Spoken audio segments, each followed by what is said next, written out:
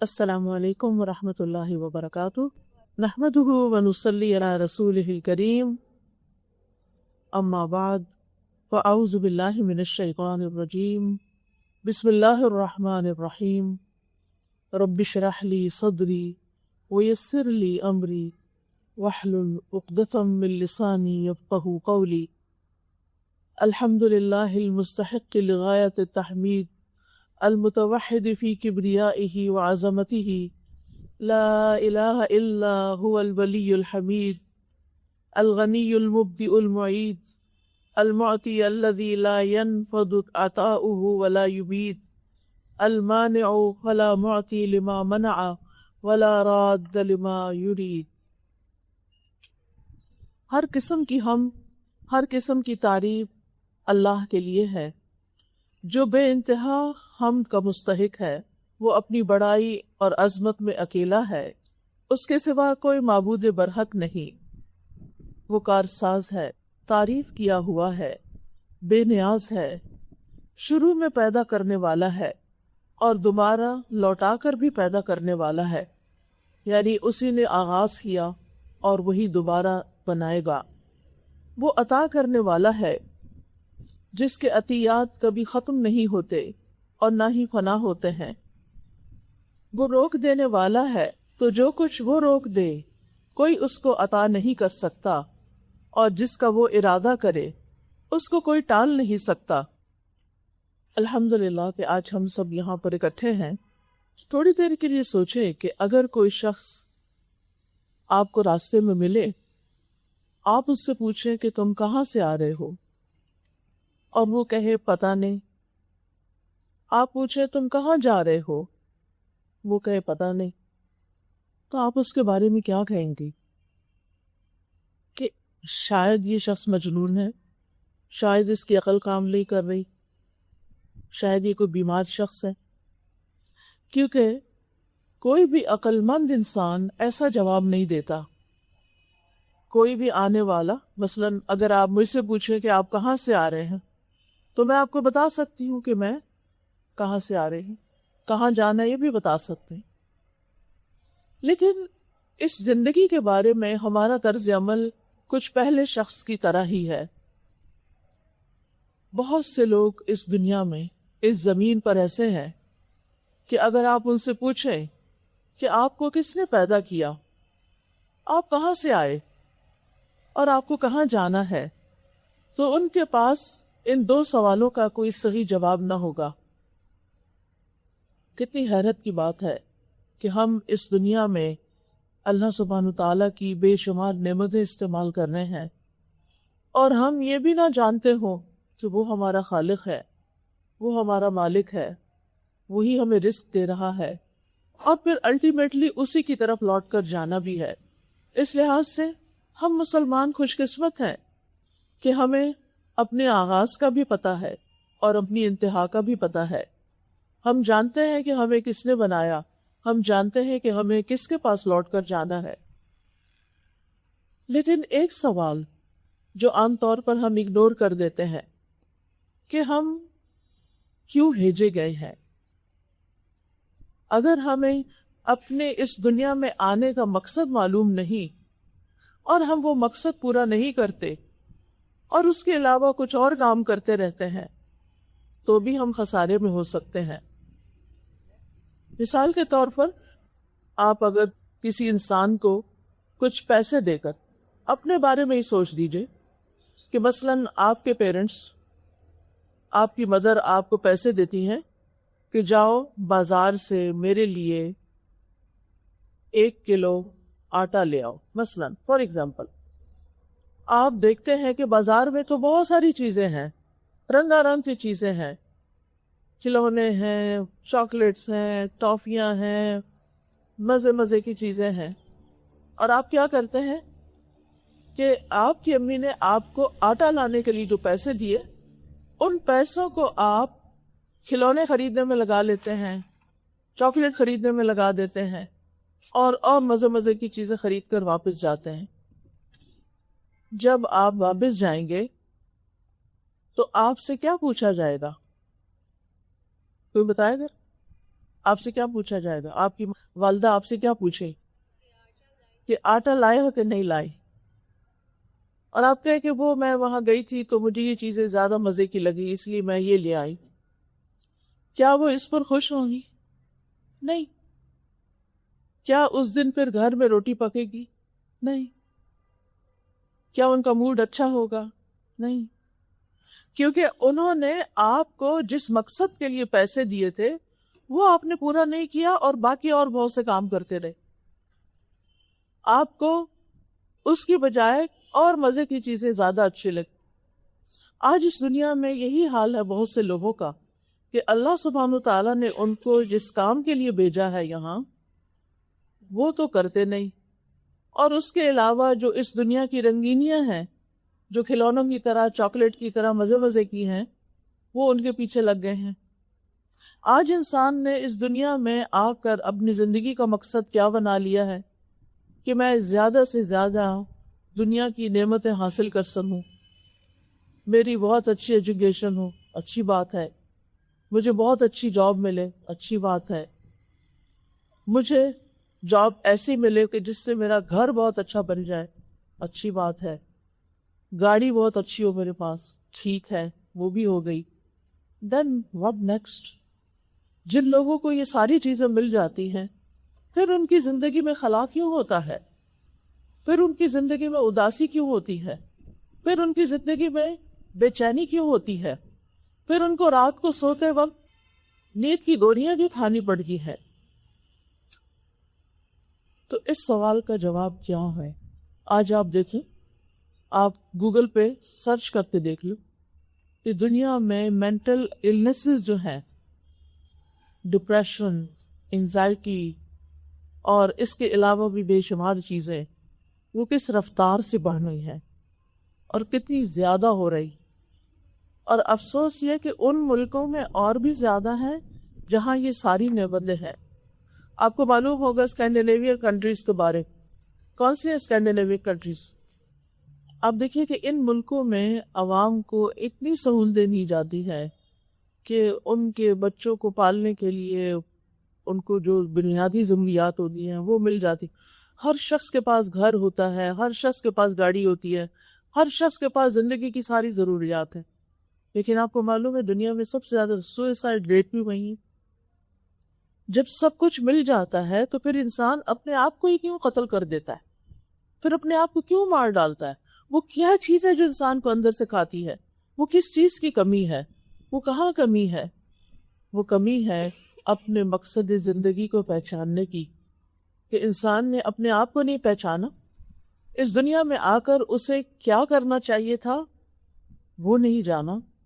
اس نے جو چند کھلونے یہاں دیکھے اس نے انہی سے دل بہلانا شروع کر دیا، اور اس سے آگے جس نے بھیجا تھا اس کا حق نہیں پہچانا، اس کے آگے نہیں جھکا، اس کی مرضی کے مطابق زندگی بسر نہیں کی۔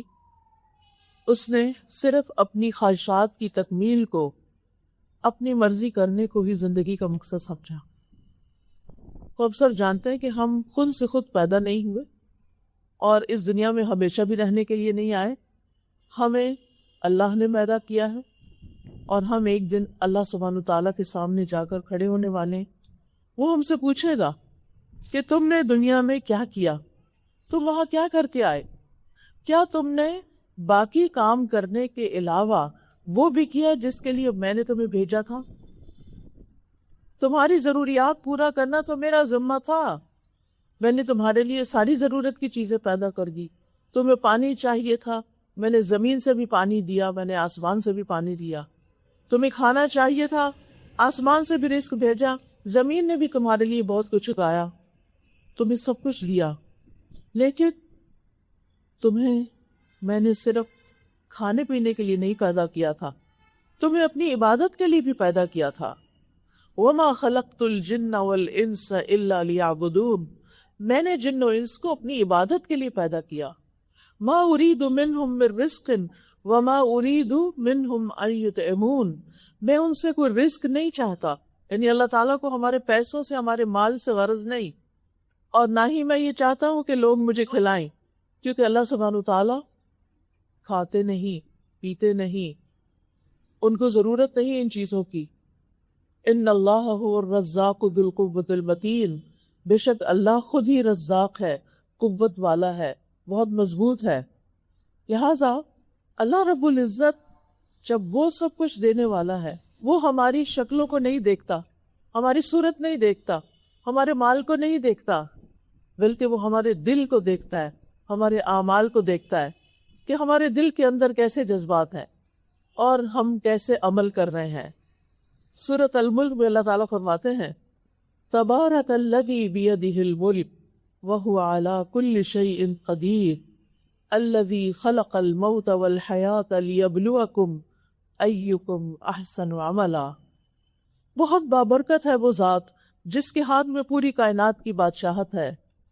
یہ وسیع آسمان، یہ ہوا، یہ زمین، یہ سب کچھ اسی کی پیدا کی ہوئی اور اسی کی تابع ہے. اس نے یہ سب کچھ کیوں بنایا؟ اس زمین پر انسان کے لیے یہ سب کچھ کیوں بنایا؟ خلق لکم ما فی الارض جمیعا، زمین میں جو کچھ ہے سب کا سب تمہارے لیے پیدا کیا. تو پھر تمہیں کس لیے پیدا کیا؟ الذی خلق الموت والحیاۃ لیبلوکم ایکم احسن عملا. اس نے تمہیں یہاں بھیجا تاکہ تمہیں آزما کے دیکھے کہ تم میں سے کون سب سے اچھے کام کرتا ہے، اچھے عمل کس کے ہیں. اب سوال یہ پیدا ہوتا ہے کہ اگر اللہ سبحانہ وتعالیٰ ہم سے یہ دیکھ رہا ہے کہ ہم میں سے اچھے کام کون کرتا ہے، تو پھر اچھا کام کس کو کہتے ہیں؟ کیونکہ بہت سے لوگوں نے اچھے کام کی ڈیفینیشن خود بنائی ہوئی ہے، اور ہر کلچر میں کچھ چیزیں بہت اچھی ہوتی ہیں، دوسرے کلچر میں وہی چیزیں کچھ اتنی پسندیدہ نہیں ہوتی. تو پھر اچھا کیا ہے؟ کس ملک کو سٹینڈرڈ بنایا جائے، کس قوم کو، کن لوگوں کو؟ اس کے لیے اللہ سبحانہ تعالیٰ نے خود اپنے پیغمبر بھیجے ہیں اور ان کے ذریعے ہمیں بتایا کہ اچھا کیا ہے. اچھے کام کی دو شرائط ہیں. ایک یہ کہ اس کے پیچھے نیت اچھی ہو. کوئی بھی کام کرتے ہوئے آپ کی سوچ، آپ کا ارادہ، آپ کی نیت اچھی ہو. اور وہ نیت کیا ہو کہ اس کام کو کر کے چاہے وہ عبادت سے متعلق ہو، چاہے وہ لوگوں کی خدمت سے متعلق ہو، اس کے پیچھے نیت یہ ہو کہ میرا رب مجھے دیکھ رہا ہے، میں یہ کام کر رہا ہوں اور وہ مجھ سے خوش ہو جائے. یعنی اللہ تعالیٰ نے ہمیں اتنا ہائی سٹینڈرڈ دیا ہے کہ تم لوگوں کو خوش کرنے کے لیے، لوگوں کو پلیز کرنے کے لیے، لوگوں کی نظروں میں بڑا بننے کے لیے اچھا نہیں کرو، بلکہ میرے لیے اچھا کرو. کیوں؟ اس لیے کہ لوگ تمہیں وہ ریوارڈ نہیں دے سکتے جو میں دے سکتا. جو کچھ بدلہ کسی بھی کام کا، کسی بھی محنت کا، کسی بھی چیز کا اللہ تعالیٰ دے سکتا ہے، وہ کوئی اور نہیں دے سکتا. حتیٰ کہ ہمارے ماں باپ بھی نہیں دے سکتے. مثال کے طور پر آپ نے بہت سال پڑھا، بہت محنت کی، ایک کتاب لکھی، اس سے بے شمار لوگوں نے فائدہ اٹھایا. آپ دیکھیں جو بیسٹ سیلرز ہوتے ہیں وہ کتنی لاکھوں میں کتابیں سیل ہوتی ہیں، چھپتی ہیں، بکتی ہیں. اب یہ سب کچھ آپ نے کیا اور لوگوں نے، بک سیلرز نے اور بیچ میں ایجنٹس نے ہزاروں لاکھوں کمائے. آپ کو کیا ملا؟ آپ کو کچھ رائلٹی مل گئی. کتنے % مل گئی؟ وہ آپ نے کتنے دن استعمال کی؟ اگر وہ کروڑوں میں بھی مل جائے تو ایک انسان کی ضرورت کروڑ روپیہ تو نہیں ہوتے نا. زیادہ سے زیادہ ہم کتنا کھا سکتے ہیں، کتنا پہن سکتے ہیں، کتنے گھروں میں ایک وقت میں رہ سکتے ہیں. انسان کی جو حقیقی ضروریات ہیں، جو اس کی زندگی میں جو اس کی نیسیسٹیز ہیں، وہ بہت تھوڑی ہیں. اچھا باقی پیسہ کہاں جاتا ہے؟ باقی تو وارثوں کا ہو جاتا ہے. پھر اس انسان کو کیا ملا جس کی اپنی زندگی 40-50 سال تھی؟ بس اس نے اپنی آدھی زندگی کی محنت سے اتنا بھی فائدہ نہیں اٹھایا کہ آدھی زندگی کو انجوائے کر سکے. کیونکہ جو انسان بڑا ہوتا جاتا ہے اس کی لیمیٹیشنز ہو جاتی ہیں. نہ وہ اس طرح زندگی میں بھاگ سکتا ہے، نہ وہ اتنا کھا سکتا ہے، نہ وہ چین سے سو سکتا ہے. اس کے پاس زندگی کی ہر نعمت ہوتی ہے لیکن وہ انجوائے نہیں کر سکتا. تو پھر اس دنیا میں تو انصاف نہیں ہوا نا. پھر کوئی اور جگہ ہونی چاہیے جہاں جا کر انسان کو اس کی محنت کا پورا صلہ ملے. انسانوں میں سے کوئی انسان اس دنیا میں نہیں جو آپ کی کسی خیرخواہی، نیکی، محنت، اچھے کام کا آپ کو پورا بدلہ دے. مثلا آپ ایک درخت لگاتے ہیں اور وہ درخت 1000 سال تک، کئی درخت ہوتے ہیں جو 1000 سال تک آکسیجن دے رہا ہے یا پھل دے رہا ہے یا گرینری ہے اس کی. آپ نے تو اس کو شاید پنپتا دیکھا بھی نہیں پورا، آپ کو کیا ملا؟ آپ تو دنیا سے چلے گئے لگا کر، بعد کے لوگوں نے فائدہ اٹھایا تو آپ کو تو نہیں فائدہ ملا نا. پھر کوئی تو ہو جو آپ کو بھی فائدہ دے، اور وہ کون ہے؟ وہ اللہ رب العزت ہے جو آپ کو فائدہ دے سکتا ہے، اور اس نے وعدہ کر رکھا ہے. اس لیے اچھے کام کی نمبر 1 شرط کیا ہے کہ تم جو کچھ کرو اللہ کے لیے کرو. اور جب انسان دنیا کے کام بھی اچھے طریقے سے کرتا ہے اپنے رب کو خوش کرنے کے لیے، تو رب اس کو اس کا کئی گنا زیادہ بدلہ دے گا، اور ہمیشہ ہمیشہ کی زندگی میں اس کی نعمت کبھی ختم ہی نہیں ہوگی. تو آتا ہے نا، ان الذین آمنوا وعملوا الصالحات فلہم اجر غیر ممنون. جو لوگ ایمان لا کر نیک عمل کریں گے ان کے لیے ایسا اجر ہے جو کبھی ختم ہی نہیں ہوگا. دنیا میں تو ایسا اجر اور ایسا صلہ ہے ہی نہیں. دوسرا فائدہ کیا ہوتا ہے جب ہم اللہ کے لیے کام کرتے ہیں؟ کیونکہ بعض اوقات ہم لوگوں کی خوشی کے لیے کرتے رہتے ہیں لیکن لوگ خوش بھی نہیں ہوتے. کوئی جیلس ہو جاتا ہے، کوئی کرٹیسزم شروع کر دیتا ہے، کوئی ہم پر الزام لگانا شروع کر دیتا ہے. آپ اس کا بھلا چاہتے ہیں اور وہ آپ کے اوپر کچھ اور ہی سمجھتا ہے، آپ کی نیت کے اوپر شک کرنے لگتا ہے. پھر آپ کو کیا ملا؟ کچھ بھی نہیں ملا. آپ نے تو ان کا بھلا چاہا اور انہوں نے آپ کا برا چاہا، تو اس دنیا میں تو انصاف نہ ہوا. اس لیے اللہ تعالیٰ نے ہمارے لیے یوم الدین رکھا ہے، اور وہ خود مالک یوم الدین ہے. یوم الدین کا مطلب ہوتا ہے بدلے کا دن، کہ اس دن وہ بدلہ دے گا. لہذا آج دنیا میں انسان جو کچھ کر رہا ہے، چھوٹا کام یا بڑا کام، حتیٰ کہ ایک ذرے ایک ڈاٹ بھی کہیں لگاتا ہے تو وہ بھی ریکارڈ ہو جاتا ہے. اور قیامت کے دن کیا ہوگا؟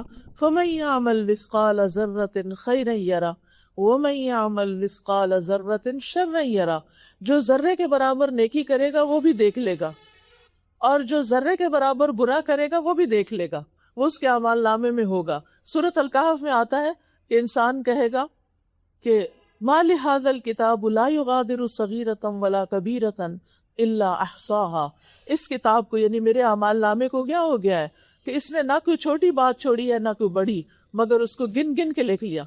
یعنی ہمارے اعمال نامے میں گن کر لکھا ہوگا، پورے اسٹیٹسٹکس ہوں گے کہ اس شخص نے زندگی میں کتنی دفعہ جھوٹ بولا، اس شخص نے زندگی میں کتنی دفعہ دوسروں کو دھوکہ دیا، اس شخص نے زندگی میں کتنی دفعہ دوسروں کو نقصان دیا.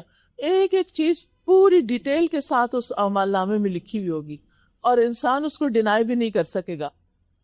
لہذا ہم سب کو اس زندگی میں اس بات پر فوکس کرنا ہے کہ ہم زیادہ سے زیادہ اچھے عمل کریں. ایکم احسن عملا، اور اچھے عمل اللہ کے لیے. اور جب اللہ تعالیٰ خوش ہو جائے تو باقی انسان چاہے خوش ہو چاہے نہ ہو، انسان کو پرواہ نہیں ہوتی. انسان اپنے اچھے کام روکتا ہی نہیں، کرتا چلا جاتا ہے، کرتا چلا جاتا ہے. لیکن جب انسان انسانوں کے لیے کرتا ہے اور انسانوں سے اس کو بدلہ نہیں ملتا، اپریسیشن نہیں ملتی، تو پھر انسان کیا کرتا ہے؟ آئندہ کے لیے وہ کام ہی چھوڑ دیتا ہے اور وہ نیکی کرنے کا ایک اچھا موقع گنوا دیتا ہے. لہٰذا ہمیں اچھے کاموں میں اپنی نیت اللہ کو خوش کرنے کے لیے کرنا ہے، اور جب اللہ تعالیٰ راضی ہو گیا تو بندوں کے دلوں میں آپ کی محبت خود ہی پیدا ہو جائے گی. بندوں کو خود ہی سمجھ آ جائے گی کہ آپ یہ کام کیوں کر رہے تھے. پھر آپ کا دل چھوٹا نہیں ہوگا، آپ ڈسکریج نہیں ہوں گے، آپ کا کانفیڈنس ختم نہیں ہوگا، کیونکہ آپ یہ کام اللہ کے لیے کر رہے تھے. دوسری شرط جو ہے کام کی اچھا ہونے کی، احسن عمل ہونے کی، وہ ہے کہ وہ رسول اللہ صلی اللہ علیہ وسلم کی سنت کے مطابق ہو، آپ کے طریقے کے مطابق ہو. یعنی ہمارا کھانا پینا، اٹھنا بیٹھنا، سلام، دعا، ماں باپ کی خدمت، بہن بھائیوں سے اچھا سلوک، لوگوں کی خیر، یہ ساری جو محمد رسول اللہ صلی اللہ علیہ وسلم کی تعلیمات ہیں ان کے مطابق ہو. قیامت کے دن جب اعمال تولے جائیں گے تو نیک عمل بھی تولے جائیں گے اور برے عمل بھی. جن نیک اعمال میں یہ دو کنڈیشنز پوری ہوگی وہ انسان کے اعمال نامے دائیں ہاتھ میں دیے جائیں گے، اور اگر ان کا وزن زیادہ ہوگا تو اس شخص کو جنت میں بھیج دیا جائے. اور جن لوگوں کے اعمال اس کے مطابق نہیں ہوں گے تو ان کے اعمال نامے بائیں ہاتھ میں دیے جائیں گے اور وہ ناکام ہو جائیں گے، ان کا رستہ جہنم کی طرف ہوگا. تو اس لیے بہت ضروری ہے کہ ہم پورے شعور کے ساتھ یہ زندگی بسر کریں، اچھے اچھے کام کریں، اللہ تعالیٰ کو راضی کریں. عام طور پر ہم عبادت کا مفہوم بہت ریسٹرکٹڈ لیتے ہیں، چھوٹا سا مفہوم لیتے ہیں، شاید نماز، روزہ، حج، زکوٰۃ، وہ بھی عبادت ہے، لیکن ہماری ہر بات، ہمارا ہر ایکشن عبادت بن جاتا ہے جب ہم اس کو اللہ تعالیٰ کی مرضی کے مطابق کرتے ہیں، وہ ہماری عبادت ہو جاتا ہے۔ مثلاً اس وقت اگر ہم اللہ تعالیٰ کو خوش کرنے کے لیے یہاں آئے ہیں، بیٹھے ہیں، اللہ کی باتیں کر رہے ہیں، اللہ سبحانہ و تعالیٰ کا ذکر کر رہے ہیں، تو یہ ہمارا یہ عمل بھی عبادت ہے۔ اس کے بعد جب ظہر کی اذان ہوگی، نماز پڑھیں گے، وہ بھی عبادت ہے۔ پھر اگر کھانے کا ٹائم ہو گیا اور ہم بسم اللہ پڑھ کے دائیں ہاتھ سے بیٹھ کے کھانا کھا رہے ہیں، وہ بھی عبادت ہو گیا۔ حلال رزق کمایا تھا، عبادت ہو گیا۔ پھر اس کے بعد اگر ہم کسی کے کوئی کام کرتے ہیں، ہم گھر کے کام کرتے ہیں، کیونکہ انسان کو یہ ساری ضروریات اپنی پوری کرنی پڑتی، وہ بھی اگر آپ اللہ تعالیٰ کو خوش کرنے کے لیے کر رہے ہیں، آپ کا کچن میں کام کرنا، آپ کا کھانا پکانا، آپ کا برتن دھونا، آپ کا کچن صاف کرنا، صفائی ستھرائی، نہانا دھونا، سب عبادت ہے اگر نیت اچھی ہے اور طریقہ ٹھیک ہے۔ تو کرنے کا کام کیا ہے کہ نیت تو اپنے دل میں ہوتی ہے، جو اندر ہے، اور جو ظاہر ہے اس کو سنت کے مطابق کریں۔ آپ اس بات کو جاننے کی کوشش کریں کہ زندگی کا ہر کام رسول اللہ صلی اللہ علیہ وسلم نے کیسے کیا تھا، ہمیں اسی کے مطابق کرنا ہے، کیونکہ اس دنیا سے جانے کے بعد آپ کو معلوم ہے کہ ہم سب سے سوال کیے جائیں گے۔ جب انسان فوت ہوتا ہے اور اس کو قبر میں بھیجا جاتا ہے، یعنی قبر میں دفن کیا جاتا ہے، تو حدیث میں آتا ہے، بخاری اور سنن نبی داؤد کی روایت ہے براء ابن عازب سے رضی اللہ عنہ، وہ کہتے ہیں کہ رسول اللہ صلی اللہ علیہ وسلم نے فرمایا، میت کو دفنانے کے بعد جب لوگ واپس جاتے ہیں تو میت یعنی جو مردہ قبر میں ہوتا ہے ان کے قدموں کی آہٹ سنتا ہے۔ اس کے پاس 2 فرشتے آتے ہیں جن کو منکر نکیر کہا جاتا ہے۔ آپ نے نام سنا نا سب نے، منکر نکیر، جو قبر میں آ کے سوال کرتے۔ سب سے پہلا سوال جو ہوتا ہے وہ ہے من ربو کا، تمہارا رب کون ہے؟ تو وہ جواب دیتا ہے ربی اللہ، میرا رب اللہ ہے۔ پھر وہ کہتے ہیں تمہیں کیسے پتا چلا یہ سب کچھ؟ وہ کہتا ہے قرأت کتاب اللہ فآمنت بہ وصدقت، میں نے اللہ کی کتاب پڑھی، میں اس پر ایمان لایا اور اس کو سچا مانا۔ کیا ہم یہ جواب دے سکیں گے کہ میں نے اللہ کی کتاب پڑھی؟ ہم میں سے کتنے لوگ ہیں جنہوں نے اللہ کی کتاب قرآن ترجمے سے پڑھا ہو، سمجھ کے پڑھا ہو، وہ جانتے ہوں کہ اس کتاب میں کیا لکھا ہوا ہے؟ ہم دنیا میں آتے ہیں، دنیا کی ڈگری کے لیے بڑی بڑی کتابوں پڑھتے ہیں، لائبریریاں کنگال مارتے ہیں، گوگل چھان مارتے ہیں، لیکن ایک چیز نہیں پڑھتے اور اس کے پڑھنے کی ضرورت محسوس نہیں کرتے کہ جو ہمیں سب سے زیادہ کام آنے والی ہے اس دنیا میں بھی، قبر میں بھی اور آخرت میں بھی، اور وہ کیا ہے وہ کتاب اللہ، اللہ کی کتاب قرآن۔ ہم میں سے ہر ایک کو اللہ سبحانہ وتعالیٰ کے سامنے جا کے کھڑے ہونا ہے، ہم کیا جواب دیں گے کہ ہم نے اس کی کتاب پڑھی یا نہیں پڑھی؟ اگر اس نے پوچھا، اور وہ پوچھے گا کہ جیسے قبر میں سوال ہو رہا ہے کہ تمہیں یہ باتیں کہاں سے پتہ چلی، وہ کہے گا میں نے اللہ کی کتاب پڑھی، میں اس پر ایمان لایا، میں نے اس کو سچا سمجھا۔ یعنی صرف پڑھنا ہی کافی نہیں، اس پر ایمان لانا ضروری ہے، اس کے اندر جو ہمیں خبر دی گئی ہے اس کو سمجھنا ضروری ہے۔ تو آسمان سے منادی کرنے والا کہتا ہے میرے بندے نے سچ کہا، اسے جنت کا بستر بچھا دو، اس کو جنت کا لباس پہنا دو، اس کے لیے جنت کی طرف سے دروازہ کھول دو۔ یعنی اس شخص کے لیے پھر کیا ہوتا ہے، ہر چیز اچھی بنا دی جاتی ہے قبر کے اندر۔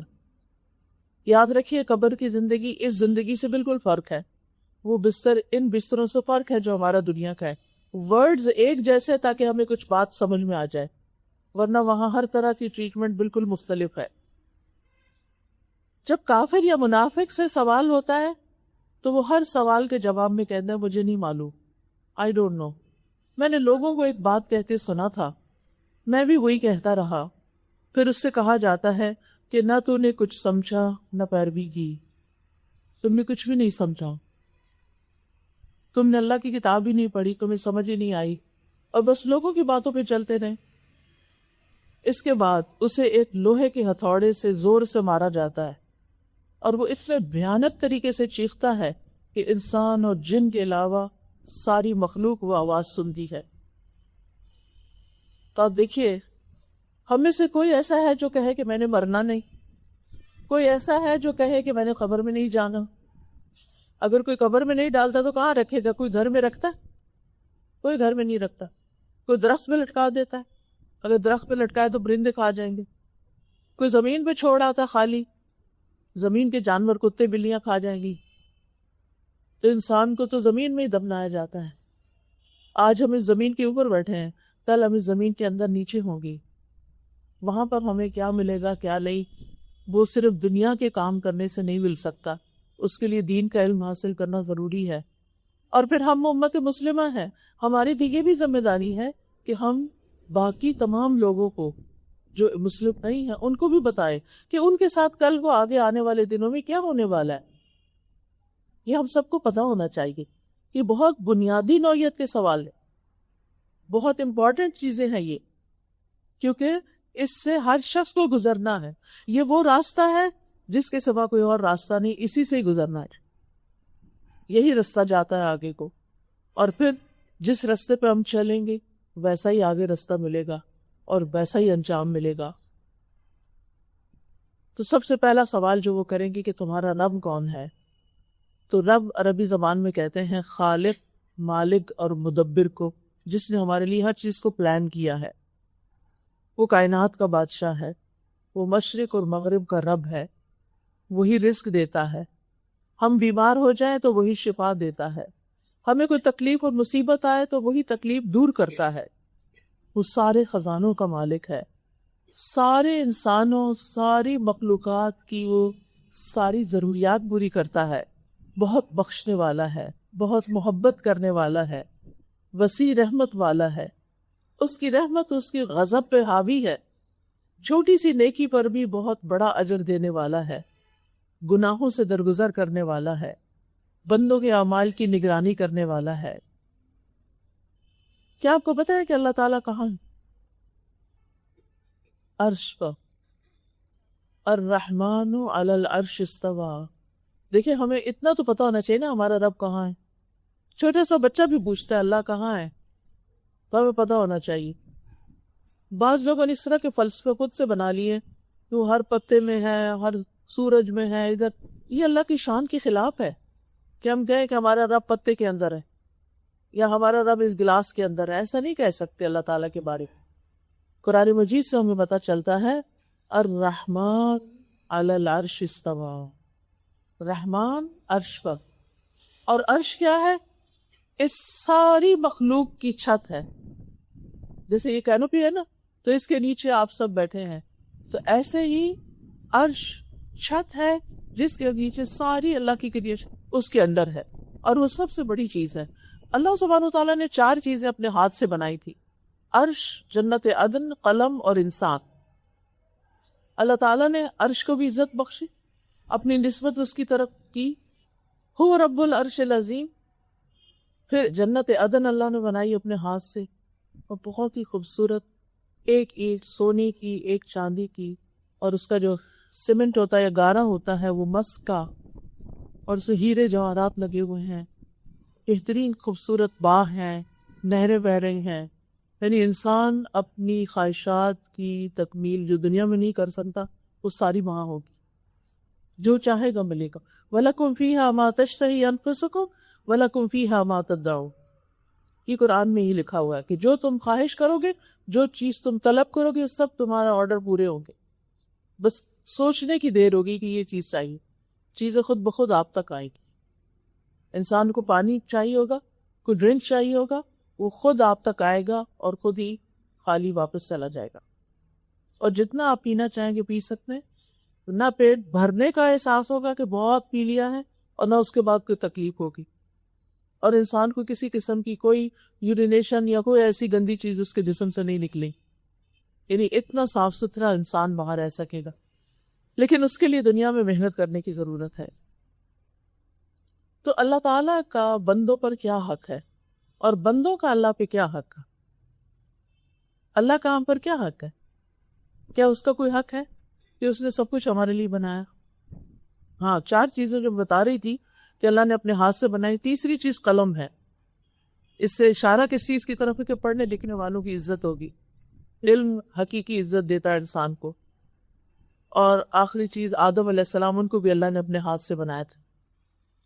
تو آدم اگر قلم استعمال کرے گا، پڑھے لکھے گا، خاص طور پر اللہ کی کتاب کو سمجھ کر پڑھے گا، اس کے مطابق عمل کرے گا تو جنت عدن میں جائے گا. اللہ کا بندوں پر حق یہ ہے کہ وہ اللہ کی عبادت کرے اور اس کے ساتھ کسی کو شریک نہ کرے. اور بندوں کا اللہ پہ حق یہ ہے کہ جو شخص شرک نہ کرے، اللہ کے ساتھ کسی اور کو برابر نہ کرے، نہ اس کی ذات میں، نہ صفات میں، اور نہ ہی اس کے افعال میں، تو اللہ اس کو عذاب نہ دے. اگر آپ اللہ تعالیٰ کو سب سے بڑا مانتے ہیں اور یہ جو صفات میں نے اللہ تعالیٰ کی بتائی ان پر ایمان رکھتے ہیں اور ایک اکیلے اللہ کی عبادت کرتے ہیں اور عبادت کے لیے وقت نکالتے ہیں اور ہر کام اللہ کے لیے کرتے ہیں اور اللہ کی اطاعت کے لیے کرتے ہیں اور اللہ کی رضا کے لیے کرتے ہیں اور اس کو ناراض نہیں کرتے، اس کی نافرمانی نہیں کرتے، اس کو ناراض کرنے والے سارے کاموں سے بچتے ہیں، ایسے الفاظ بھی منہ سے نہیں نکالتے کہ جس سے اللہ ناراض ہوتا ہے، اور رب سے کبھی مایوس بھی نہیں ہوتے، اور ساری اپنی توقعات اپنے رب سے رکھتے اور رب کی ملامات کو بھی نہیں بھولتے، تو ایسے لوگوں کو اللہ سبحانہ وتعالیٰ اپنی جنتوں، اپنے باغوں میں جگہ دے گا اور ان کو ہمیشہ کے لیے خوش کر دے گا. تو ہمیں زندگی ایسے گزارنی. پھر دوسری چیز ہمارا دین کیا. تو آپ میں سے بتائے گا اسلام کیا چیز ہے؟ کوئی بھی، اینی باڈی. اسلام کیا ہے؟ اگر کوئی بھی آپ سے پوچھے اسلام کیا ہے تو آپ کیسے اس کو انٹروڈیوس کریں گی کہ اسلام کیا ہے؟ ہم مسلمان ہیں نا، ہمیں پتہ ہونا چاہیے. اسلام کا جو لفظ نہیں سلامتی سے نکلا، سلامتی کا راستہ ہے یہ.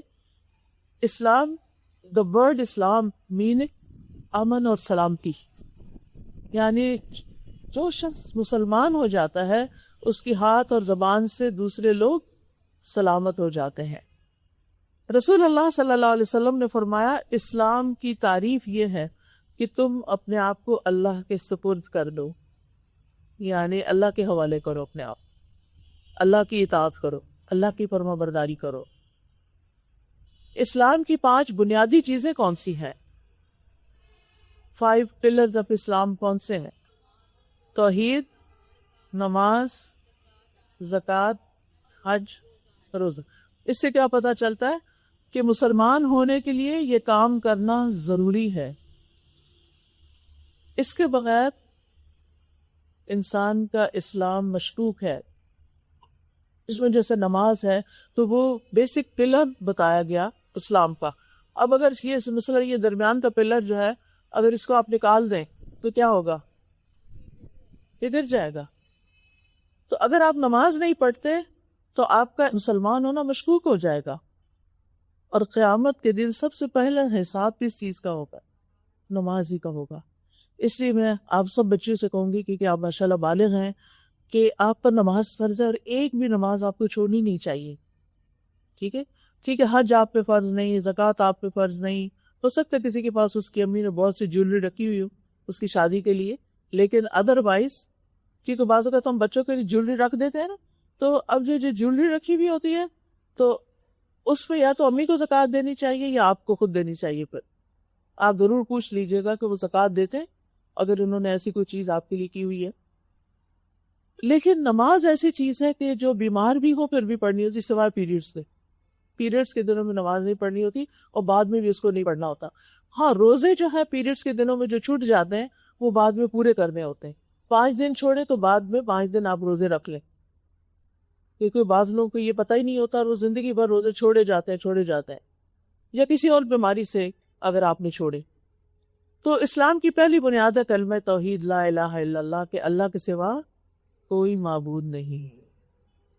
اور پھر اس میں اللہ کے نزدیک یہ پسندیدہ دین ہے، ان الدین عند اللہ الاسلام.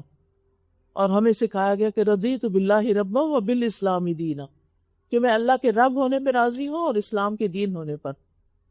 تو ہمارا دین جو ہے یہ ایک روشن دین ہے. اس میں ہمیں زندگی کے ہر چیز کے بارے میں رہنمائی ملتی ہے. ہمارا دین ہمیں اچھے اخلاق کی تعلیم دیتا ہے. ہمارا دین ہمیں سب کے ساتھ خیر خواہی کرنے کا حکم دیتا ہے. ہمارا دین آسان دین ہے، دین فطرت ہے.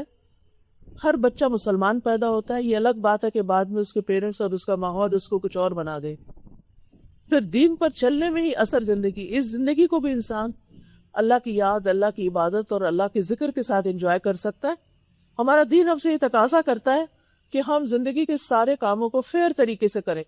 مثلا اگر ہماری جاب ہے 9 to 2 تو ہم 9 to 2 ان آورز کو پورا کریں، اس میں سے کوئی وقت بھی اپنے ذاتی کاموں میں نہیں لگائیں، بلکہ اس ڈیوٹی آور کو پوری ایمانداری کے ساتھ ادا کریں. اگر بچوں کو پڑھانے کی ذمہ داری ہے تو ان کو بھی کیسے پڑھائیں کہ ان کو سمجھ آ جائے، وہ سیکھ جائیں.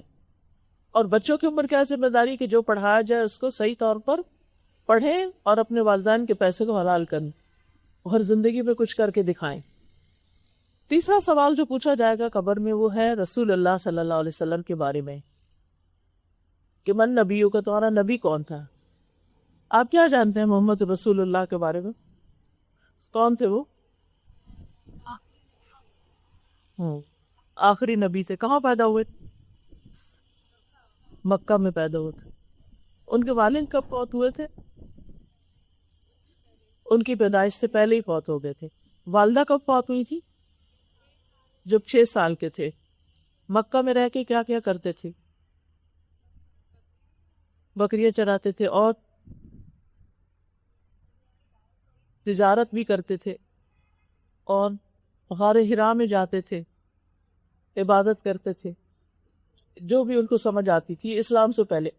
پھر 13 سال آپ دوبارہ اسلام پیش کرنے کے بعد مکہ میں رہے اور اس میں آپ کو طرح طرح کی تکلیفیں دی گئیں، لیکن آپ نے کبھی جھوٹ نہیں بولا کہ آپ نے کبھی خیانت نہیں کی تھی. آپ کا اخلاق بہت بہترین تھا، آپ کے مینرز بہت اچھے تھے، کبھی کھانے میں عیب نہیں نکالا تھا، گھر میں اپنے گھر والوں کی مدد کرتے تھے کام کاج میں، جب اذان سنتے تھے تو فوراً مسجد چلے جاتے تھے، بچوں سے بہت پیار کرتے تھے، ان کو اپنے ساتھ سواری پہ بٹھا لیتے ہو، ان کے ساتھ باتیں کرتے، ان کو دعائیں دیتے،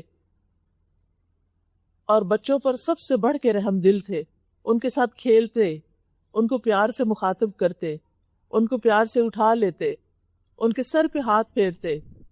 آپ کے خادم تھے حضرت انس جو 10 سال کی عمر میں آپ کے ساتھ رہنا شروع ہوئے تھے اور 10 سال تک آپ کے ساتھ رہے تھے. نبی صلی اللہ علیہ وسلم نے کبھی ان کو ڈانٹا نہیں، آپ نے کبھی کسی کو مارا نہیں. آپ جب لوگوں سے ملتے تھے تو کیسے ملتے تھے؟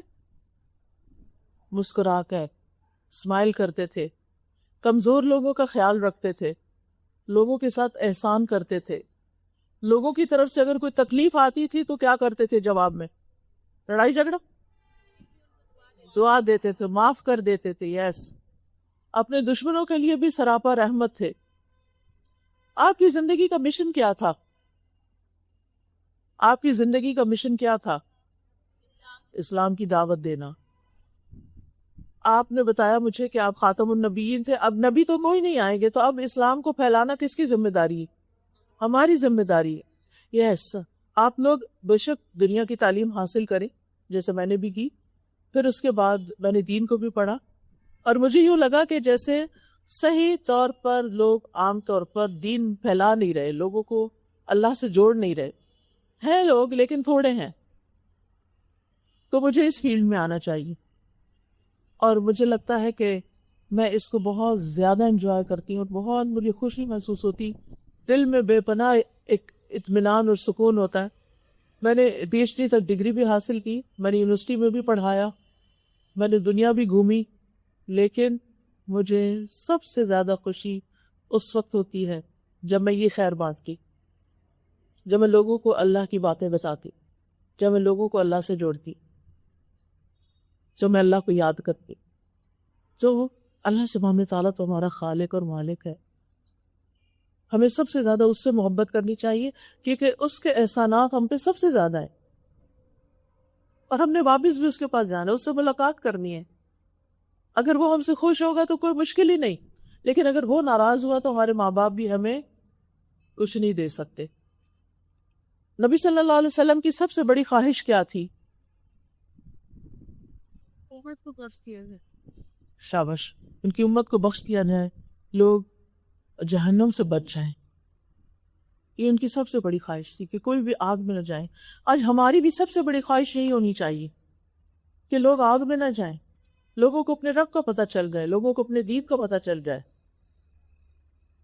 آپ اپنی امت کے لیے روتے بھی تھے، دعائیں کرتے تھے، اور آپ کو چوائس دی گئی کہ آپ کوئی دعا کرے قبول ہوگی تو آپ نے اپنی امت کے لیے سیو کر لی کہ میں قیامت کے دن مانگوں گا تاکہ میری امت کی نجات ہو. آپ امت کی شفاعت کے لیے رات بھر فکر مند رہے. تو ہمارا ان سے تعلق کیسا ہونا چاہیے؟ پھر ہمیں کیا کرنا چاہیے؟ انہوں نے ہمارے لیے اتنا کچھ کیا، ہمیں آپ سے محبت کرنی چاہیے. کس سے زیادہ؟ اپنے والدین سے بھی زیادہ، اپنے بہن بھائیوں سے بھی زیادہ، سب انسانوں سے زیادہ ہمیں محمد صلی اللہ علیہ وسلم سے محبت کرنی چاہیے. پھر آپ کی باتیں ماننی چاہیے، آپ کی سنت پر چلنا چاہیے، آپ کی اتباع کرنی چاہیے، آپ کی عزت کرنی چاہیے، آپ کی سیرت میں چلنا چاہیے. ہر معاملے میں آپ کی بات ماننی چاہیے، جیسے نماز ہے، باقی چیزیں ہیں. کیونکہ آپ نے فرمایا جس نے میری سنت سے منہ موڑا اس کو مجھ سے کوئی تعلق نہیں، یعنی قیامت کے دن پھر آپ اس کی شفاعت نہیں کریں گے. چھوٹی چھوٹی چیزوں میں بھی آپ کے طریقے معلوم کرنے چاہیے، اور کثرت سے درود پڑھنا چاہیے. جیسے آج جمعے کا دن ہے تو جمعے کے دن کی سب سے بہترین عبادت یہ ہے کہ نبی صلی اللہ علیہ وسلم پر زیادہ سے زیادہ درود بھیجا جائے، اور آپ سے ملاقات کا شوق بھی ہونا چاہیے. لیکن آپ کی محبت میں غلو نہیں ہونا چاہیے. غلو کا کیا مطلب ہے؟ کہ ان کو اللہ کے برابر نہیں قرار دینا چاہیے. ٹھیک ہے، اللہ سبحانہ و تعالیٰ خالق ہے، نبی صلی اللہ علیہ وسلم کو اللہ تعالیٰ نے پیدا کیا تھا، اللہ تعالیٰ نے بھیجا تھا، تو ہر ایک کو اس کے مقام پہ رکھنا چاہیے. یہی صحیح دین ہے.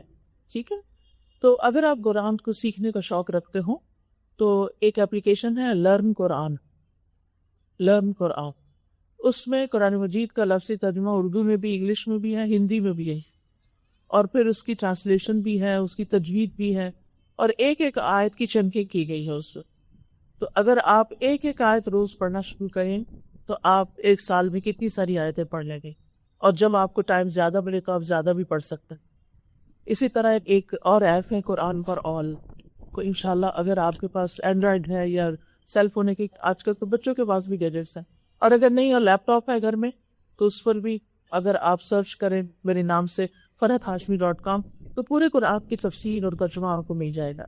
تو انشاءاللہ آپ اپنی زندگی میں کم از کم ایک بار ضرور سنیں، ضرور پڑھیں، تاکہ اللہ تعالیٰ کی پہچان ہو، اللہ کی محبت ہو، اور جب ہم آخرت کی ہمیشہ کی زندگی کے لیے اس دنیا سے نکل کے جائیں اس ٹیسٹ کو پاس کر کے، تو وہ خوشیوں کی زندگی ہو، وہاں کوئی غم اور فکر نہ ہو، وہاں کوئی ریگریٹس نہ ہو کہ ہم نے اپنی زندگی ضائع کر دی. تو آپ سب کے لیے ڈھیروں دعائیں. آپ کو دیکھ کر بہت ہی خوشی ہوئی. اللہ تعالیٰ آپ کو، آپ کی انتظامیہ کو بہترین جزائے خیر دے. بارک اللہ فیکم.